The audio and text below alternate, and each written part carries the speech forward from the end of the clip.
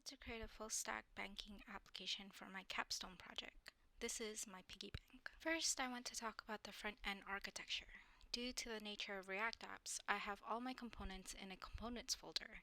Each component has their own folder, so it makes it easier to locate their JS and CSS files. The app is a parent component, and the nav component sets the layout of the application by rendering the header component and the main body. The header navigation is constant while the main body is dynamically rendered. I use React Router to handle the different routes within the application. I also use the Context API for state management within the components tree. So next I want to talk about the UI design. The first thing I want to mention is the navigation bar. The navigation bar is fixed at the top of the application and is constant on every page.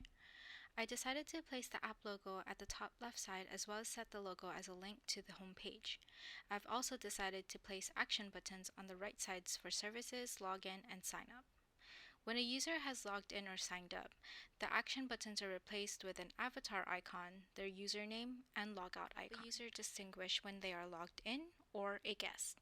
With the services being replaced, I've given users access to the services page via the benefit section on their profile and at the home page. The home page has a call to action that informs the users about the bank and encourages them to sign up. I've also added the sections for benefits and features as well as reviews of the bank to increase users' acceptability. Upon login or sign up, users will be welcomed at their home page. I've decided to use this as a confirmation of a successful login or sign up. I've created animations for the loading and success messages for deposits, withdrawals, and create accounts. For this application, I utilize card designs to display my components.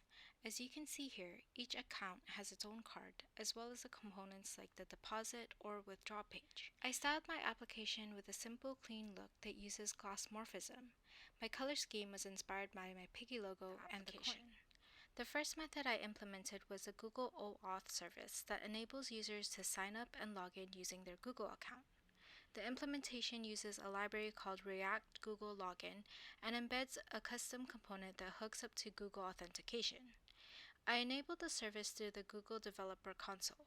The second method of authentication was utilizing JSON Web Tokens, or JWT. The implementation uses a library called JSON Web Tokens and uses a custom function to create a unique token based off of the user's ID and saves it to the user's cookies. Then while a user is logged in, as long as the token is stored in their cookies, the application will recognize that they are authorized. I faced a few challenges when trying to establish these authentications.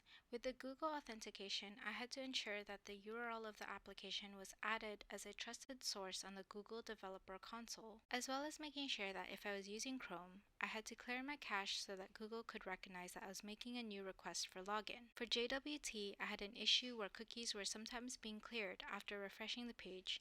Here is a simple diagram of my application. As you can see, my front end is built with HTML, CSS, and JavaScript with the React library. The front end connects to the back end, which is built with Node.js and uses the Express library. The server connects to the database, which uses MongoDB and communicates to the server with Mongoose.